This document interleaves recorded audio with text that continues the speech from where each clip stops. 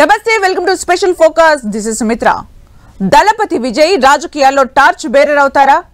ఎన్టీఆర్ పవన్ కళ్యాణ్ లా full time political screen పై సంచలనంగా మారుతారా? ఇప్పటికే జెండా ఎజెండాతో తమిళ రాజకీయాల్లో విజయ్ దూకుడుగా అడుగులు వేస్తున్నారు. ఇప్పుడు 69వ సినిమా అనౌన్స్మెంట్ ద్వారా ఆ తర్వాత స్క్రీన్ కు గుడ్ బై చెప్పి పాలిటిక్స్ కే ప్రయారిటీ ఇవ్వబోతున్నారని రాజకీయ వర్గాల్లో జోరుగా చర్చ జరుగుతోంది.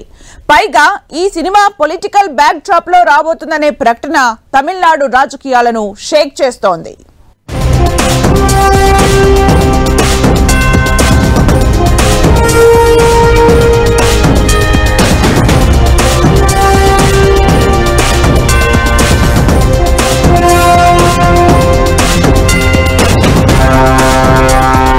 దళపతి విజయ్ రాజకీయాల్లో టార్చ్ బేరర్ అవుతారా? ఎన్టీఆర్ పవన్ లా ఫుల్ టైం పొలిటీషియన్ గా మారుతారా? 69వ సినిమా విజయ్ కి ఆఖరిదా? తమిళ స్టార్ హీరో విజయ్ ఇక ఫుల్ టైం రాజకీయ నాయకుడిగా మారబోతున్నారు అన్నారు.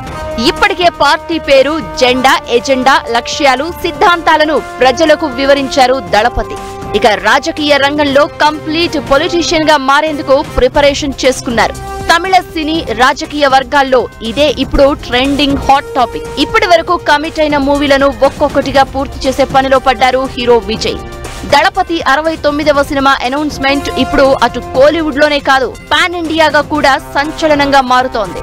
దళపతి 69 అనే వర్కింగ్ టైటిల్ తో ప్రచారంలో ఉన్న ఈ సినిమాని ఆయన చివరి సినిమా అంటూ జోరుగా ఊహాగానాలు మొదలయ్యాయి. హెచ్ వినోద్ డైరెక్షన్ లో అనిరుద్ధ్ సంగీతం అందిస్తున్న ఈ మూవీని కన్నడ చిత్ర నిర్మాణ సంస్థ KVN ప్రొడక్షన్స్ నిర్మిస్తోంది. The torch bearer of democracy వచ్చే ఏడాది అక్టోబర్లో మీ ముందుకొస్తున్నాడు అంటూ పోస్టర్ ను రిలీజ్ చేసింది. దీంతో అభిమానుల్లో ఒకంత సంతోషం, మరోవైపు భావోద్వేగానికి గురవుతున్నారు. విజయ్ ని ఇక తెరపై చూడలేమేమో అనే బాధ ఉన్నా రాజకీయాల్లో తమ నాయకుడు రాణిస్తారనే నమ్మకం అటు ఫ్యాన్స్ లో ఇటు తమిళ రాజకీయ వర్గాల్లో బలంగానే ఉంది. మామూలుగా చెప్పడం కంటే సినిమా ద్వారా తన రాజకీయ లక్ష్యాలను ప్రజల ముందు ఆవిష్కరిస్తే బాగుంటుందన్న ఆలోచనలో విజయ్ ఉన్నట్లు స్పష్టమవుతోంది. అందుకే తమిళిగ వెట్రి కళగం పార్టీకి మేలు కలిగేలా విజయ్ 69వ సినిమాని ప్లాన్ చేస్తున్నట్లు తెలుస్తోంది. అంతేకాదు ఈ సినిమా బడ్జెట్ 700 కోట్లుగా ఉండనుందని, ఇందులో విజయ్ 275 కోట్ల రూపాయలు భారీ రెమ్యునరేషన్ తీసుకోనున్నట్లు కోలీవుడ్ వర్గాలు చెప్తున్నాయి.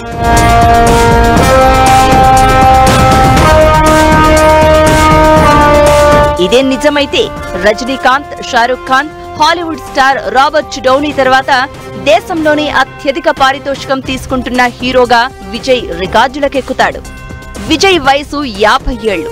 విజయ్ కి అటు తమిళ్లోనే కాదు, తెలుగు, కన్నడ, మలయాళంలోనూ మంచి మార్కెట్ ఉంది. సక్సెస్, ఫెయిల్యూర్స్ తో సంబంధం లేదు. పాన్ ఇండియా హీరోగా బాక్స్ ఆఫీస్ దగ్గర ఆయన సినిమాలు సరికొత్త రికార్డులను సృష్టిస్తూ ఉంటాయి. ఇలాంటి టైంలోనే రాజకీయాల్లో అడుగుపెట్టి సక్సెస్ అవ్వాలని భావిస్తున్నారు ఇళయ దళపతి.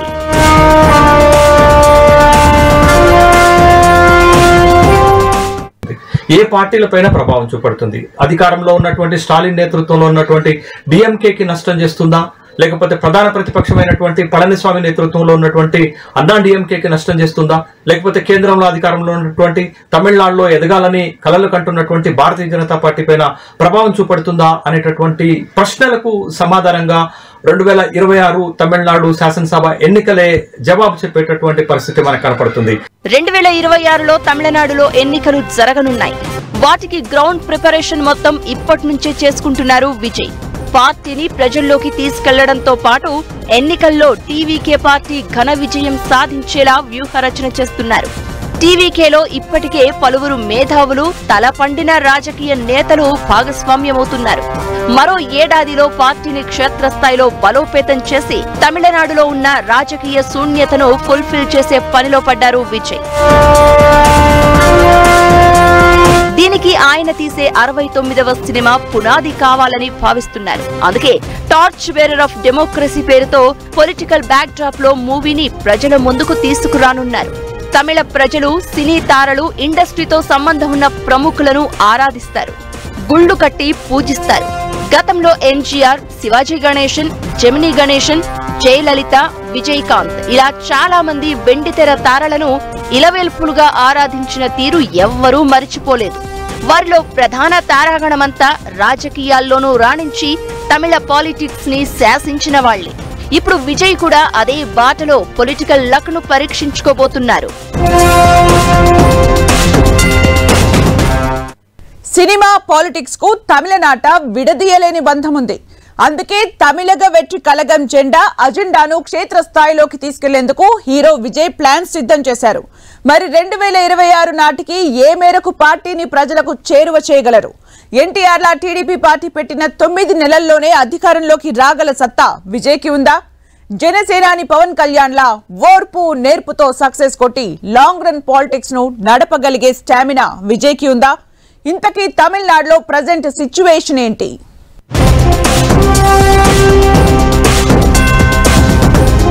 సినిమా పాలిటిక్స్ కు తమిళనాట విడదీయలేని బంధం. తమిళగ వెట్రి కళగం ఎజెండాను ఆదరిస్తారా? ఎన్టీఆర్ పవన్ లా విజయ్ తమిళనాట విజేత అవుతారా? తమిళనాడు రాజకీయాలకు సినిమాలకు విడదీయలేని అటాచ్మెంట్ ఉంది. అంతేకాదు తమిళ ప్రజలకు భాష సంస్కృతి మీద విపరీతమైన అభిమానం కూడా ఉంది. వాళ్లు సినీ తారలను తమ సొంత కుటుంబ సభ్యులుగా అభిమానిస్తారు. వారి కోసం ఏం చేసేందుకైనా సిద్ధపడతారు. తొలితరం రాజకీయ నాయకులుగా పెరియార్ రామస్వామి, అన్నాదురైలను ఎంతగా అభిమానించారో వారి పొలిటికల్ లెగసీని కంటిన్యూ చేసిన అలనాటి నటుడు ఎంజి రామచంద్రన్, కవి, సినిమా రచయిత కరుణానిధిని తర్వాత ముఖ్యమంత్రులను చేసిన చరిత్ర తమిళ ప్రజలది. జయలలితను ముఖ్యమంత్రిగా గెలిపించి హీరోయిన్లను కూడా రాజకీయంగా పట్టాభిషేకం చేశారు. కెప్టెన్ గా పిలుచుకునే విజయకాంత్ లాంటి నటులను అసెంబ్లీకి పంపించారు. కమల్ హాసన్, రజనీకాంత్ రాజకీయాల్లోకి వస్తానంటే రెడ్ కార్పెట్ పరిచారు. కానీ తలైవా ఎంట్రీ ఇవ్వకుండానే యూటర్న్ తీసుకున్నారు. ఇప్పుడు దళపతి విజయ్ వంతు వచ్చింది. తమిళగ వెట్రి కళగం జెండా ఆవిష్కరణ రోజే స్వేచ్ఛ, సమానత్వం, సామాజిక న్యాయం ఇలా చాలా పెద్ద పెద్ద మాటలను లోతైన క్షేత్రస్థాయిలో ప్రజల కోసం రూపొందించిన ఎజెండాను విజయ్ బయటపెట్టారు. రాజకీయంగా ఇప్పటి వరకు ఎలాంటి అనుభవం లేకున్నా టీవీకే జెండా రూపకల్పనలో ఇవన్నీ ఉండేలా జాగ్రత్తలు తీసుకున్నారు విజయ్. ఎరుపు, పసుపు, మెరూన్, ఆకుపచ్చ రంగులతో కూడిన జెండా, అందులో వాగై పుష్పం, అటు ఇటు ఏనుగు చిత్రాలు, ఇలా చాలా డిఫరెంట్ గా జెండా ఉండేలా చూసుకున్నారు. ఈ జెండాపై ప్రముఖ తమిళ కవి తిరువళ్ళువర్ రాసిన పిరపోక్కుం ఎల్ల ఉయిరుక్కుం అంటే పుట్టుకతో అందరూ సమానమే అనే కొటేషన్ ద్వారా పార్టీ సిద్ధాంతాన్ని తెలియచేశారు విజయ్.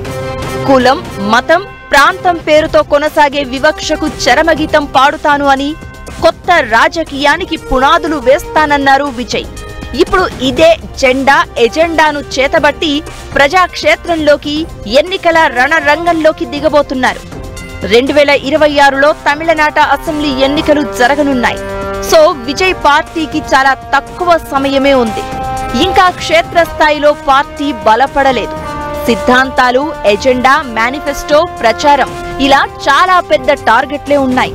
దీంతో పాటు ఇటు కమిట్ అయిన సినిమాలను కంప్లీట్ చేయాల్సిన బాధ్యత ఉంది. ఎన్నికల్లో విజయానికి ప్రజల మధ్య తిరగాల్సిన అవసరం కూడా ఉంది. అందుకే విజయ్ లేట్ చేయకుండా ప్రజాక్షేత్రంలోకి వెళ్లాలి అని డిసైడ్ చేసుకున్నట్టు తెలుస్తోంది. త్వరలో రాష్ట్ర వ్యాప్తంగా పాదయాత్ర చేయడం ద్వారా పొలిటికల్ వేవ్ ను క్రియేట్ చేసి తనకు అనుకూలంగా మార్చుకోవచ్చు అనేది విజయ్ ప్లాన్ ఆఫ్ యాక్షన్. ఈ విషయంలో అటు ఆంధ్రప్రదేశ్ మాజీ ముఖ్యమంత్రి, టీడీపీ వ్యవస్థాపకుడు ఎన్టీఆర్ ను, ప్రస్తుత డిప్యూటీ సీఎంగా ఉన్న జనసేన పార్టీ అధినేత పవన్ కళ్యాణ్ ను కూడా ఆదర్శంగా తీసుకుంటున్నారు విజయ్. వీరిద్దరూ ఇక్కడ సినిమాల నుంచి రాజకీయాల్లోకి అడుగుపెట్టి సక్సెస్ అయిన వాళ్లే.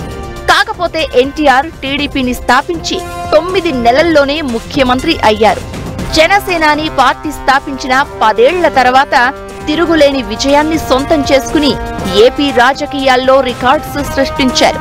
ఇప్పుడు విజయ్ ని తమిళ జనం ఆదరించి అక్కున చేర్చుకుంటే మాత్రం సీఎం పదవి నల్లేరుపై నడకే అవుతుందని రాజకీయ విశ్లేషకుల భావన.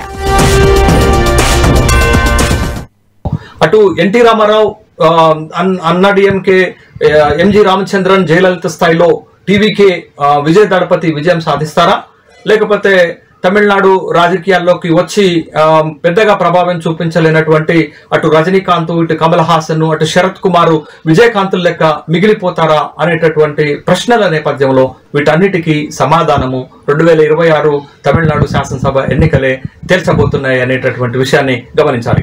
విజయ్ సినిమాలు ఆపేస్తాడా లేదా అనేది పక్కన పెడితే పొలిటికల్ గా ఎలాంటి స్ట్రాంగ్ స్ట్రాటజీలతో ముందుకెళ్తారు అనేదే ఇప్పుడు ఇంపార్టెంట్. మొన్నటి వరకు తమిళనాడులో ఎన్నికలు అంటే డిఎంకే, అన్నా డిఎంకే మధ్య ఉండేవి. చిన్నా చితక పార్టీలు ఉన్నా అవి ఏదో ఒక పార్టీకి వంతపాడక తప్పలేదు. జయలలిత మరణం తర్వాత అన్నా డిఎంకేలో ఏర్పడిన చీలికలు టీవీకే పార్టీకి కొంత మేరకు కలిసి రావచ్చు. అయితే ప్రస్తుతం అధికారంలో ఉన్న డిఎంకేను ఢీ కొట్టడం అంత సులభం కాదు.